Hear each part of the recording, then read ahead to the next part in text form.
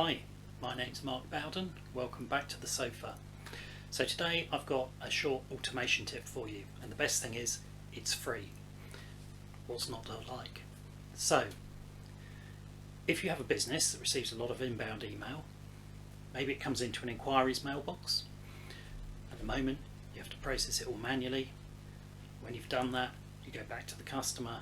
It takes a little while. In the meantime, the customer's there thinking, did you get my email? Didn't get my email? Are you dealing with my problem? Is it dealt with? I don't know. This tip's brilliant. It's brilliant because it's simple, it's free, you've already got everything you need to do it. Set an out-of-office agent on that mailbox. Set your out-of-office message to thank the customer for their inquiry. Give them an idea of how long it will take you to get back to them. Give them a phone number for anything really, really urgent.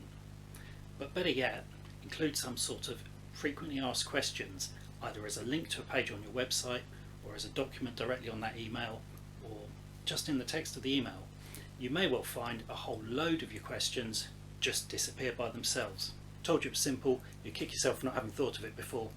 That's all for today. Thanks very much.